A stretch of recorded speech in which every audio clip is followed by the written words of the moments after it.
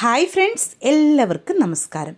இன்றைக்கு நம்ம வீடியோவில் பார்க்க போகிறது புட்டுக்கும் சப்பாத்திக்கும் அப்படியே பொருத்தமான நல்ல கம்பீரமான கிரேவியோடு இருக்கிற ஒரு கடலைக்கறி ரெசிபி தான். ரொம்ப சிம்பிளாக அதே சமயம் நல்ல ருசியாக எப்படி பண்ணலாம்னு பார்க்கலாம். கேரளா ஸ்டைலில் இந்த கடலைக்கறி ஒரே ஒரு தடவை நீங்கள் இந்த மாதிரி செஞ்சுருந்தா கண்டிப்பாக மறுபடியும் நீங்கள் இதே மெத்தடில் தான் செய்வாங்க. அவ்வளோ டேஸ்ட்டாக இருக்கும். எப்படி பண்ணலான்னு பார்க்கலாம் வாங்க, வீடியோக்குள்ளே போகலாம்.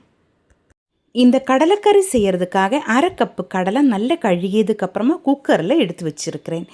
சுண்டலுக்கு மலையாளத்தில் கடலை என்று தான் சொல்லுவாங்க.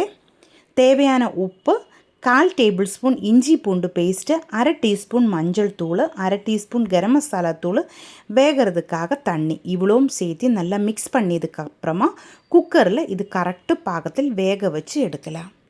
இன்னொரு கடாயிலேக்கு 1 டேபிள் ஸ்பூன் தேங்காய் எண்ணெய் ஊற்றிருக்கு. அதிலேக்கு கொஞ்சம் தேங்காய் இதே மாதிரி கட் பண்ணி இது போட்டு நல்லா ஃப்ரை பண்ணி எடுக்கலாம். அதுக்கப்புறமா கடுகு போடலாம். வெடிச்சதுக்கப்புறமா 2 பெரிய வெங்காயம் நைஸாய் கட் பண்ணி இது போட்டு வணக்கி எடுக்கலாம். கொஞ்சம் கறிவேப்பிலையும் இதிலேக்கு சேர்க்கலாம்.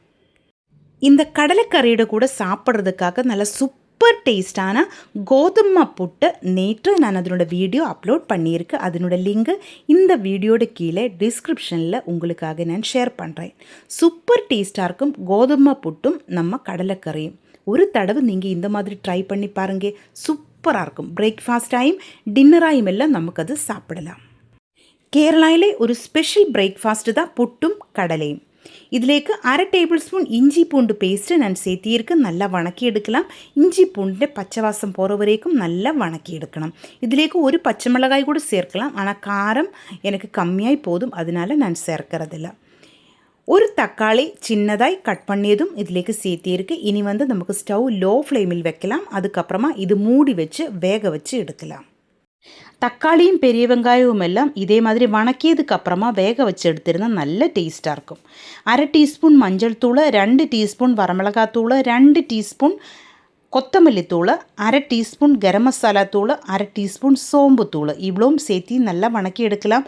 ஸ்டவ் லோ ஃப்ளேமில் வச்சு இதே மாதிரி கலரி விட்டு வணக்கி எடுத்துக்கோங்க. நம்ம கடலைக்கறிக்கு நல்ல டேஸ்ட்டும் வாசமும் இருக்கும்.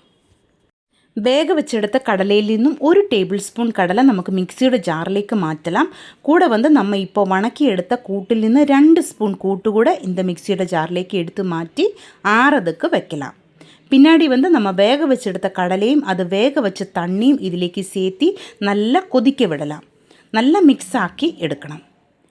அதுக்கப்புறமா நம்மளோட மிக்சியோட ஜார்லேக்கு மாற்றி வச்சுருந்த கடலை நல்லா ஆறியதுக்கப்புறமா அதிலேக்கு 1 டேபிள் ஸ்பூன் தேங்காயோட சேர்த்து கொஞ்சம் தண்ணி ஊற்றி நல்லா ஃபைனாக நமக்கு அரைச்செடுக்கலாம். இந்த மாதிரி செய்யும்போது நம்ம கடலை குழம்பு நல்லா திக்காயிட்டு கிடைக்கும். அதுக்காகத்தான் பாருங்க, கொஞ்சம் தண்ணி ஊற்றியா போதும். இதே மாதிரி பேஸ்ட் ஆகிட்டு நமக்கு கிடைக்கணும். இது நம்ம வேக வச்செடுத்த கடலை குழம்புலேக்கு சேர்த்து நல்லா மிக்ஸ் பண்ணி எடுக்கலாம். கொஞ்சம் தண்ணி கூட இதிலேக்கு சேர்க்கலாம். இது ஆறும்போது நல்லா திக்காயிட்டு வரும். அதனால தான் கொஞ்சம் தண்ணி இதிலேக்கு சேர்த்தியிருக்கு. போதும். இனி இது நல்லா கொதிக்க விட்டதுக்கப்புறமா நமக்கு ஸ்டவ் ஆஃப் பண்ணலாம். இப்போ நம்ம கடலைக்கறி நல்லா கொதிச்சு வந்துருச்சு. பாருங்கள், இதே மாதிரி நல்ல கலர் விட்டு எடுத்துக்கோங்க. கொஞ்சம் உப்பு கம்மியாக இருந்தது, அதனால் இன்னும் கொஞ்சம் உப்பு கூட நான் சேர்த்தியிருக்கேன். கடைசியில் நமக்கு அரை டீஸ்பூன் சோம்பு தூள் கூட சேர்க்கலாம். கடுகு தாளிக்கிறதுக்கு முன்னாடி இதே மாதிரி சோம்பு தூள் சேர்த்திருந்தால் நம்ம கடலைக்கறிக்கு நல்ல டேஸ்ட்டாக இருக்கும். ஒரு தடவை நீங்கள் இதே மாதிரி ட்ரை பண்ணி பாருங்கள். இனி நமக்கு இதிலேக்கு கடுகு தாளித்து போடலாம். அதுக்காக ஒரு கடாய் நான் அடுப்பில் வச்சுருக்கு. அதிலேக்கு 1 டேபிள் ஸ்பூன் தேங்காய் எண்ணெய் ஊற்றியிருக்கு. கடுகு போட்டு வெடித்ததுக்கப்புறமா அதிலேக்கு கருவேப்பிலையும் கொத்தமல்லி தலையும் சேர்த்தியிருக்கு. பின்னாடி நம்ம வேக வச்செடுத்த கடலைக்கறியிலேக்கு இது சேர்த்து நல்லா மிக்ஸ் பண்ணி எடுக்கலாம். பாருங்க, நம்ம சூப்பர் டேஸ்ட்டில் கேரளா ஸ்டைல் கடலைக்கறி ரெடி ஆகிருக்கு. ചപ്പാത്തിയുടെ കൂടെയും പുട്ടിൻ്റെ കൂടെയും അപ്പത്തിൻ്റെ കൂടെയും ഇടിയപ്പത്തിൻ്റെ കൂടെയും எல்லாம் நல்ல சூப்பர் காம்பினேஷன் தான் இந்த கடலைக்கறி. ஒரு தடவை நீங்கள் இந்த மாதிரி செஞ்சு பாருங்கள். இந்த வீடியோ உங்களுக்கு பிடிச்சிருந்தால் சேனல் சப்ஸ்கிரைப் பண்ணுங்கள், லைக் பண்ணுங்கள். கேரளா ரெசிபீஸ் பிடிக்கிற உங்கள் ஃப்ரெண்ட்ஸுக்கெல்லாம் நீங்கள் இந்த வீடியோ ஷேர் பண்ணி கொடுங்க. ஹைப் ஆப்ஷன் ப்ரெஸ் பண்ணி என்னை கொஞ்சம் சப்போர்ட் பண்ணுங்கள்.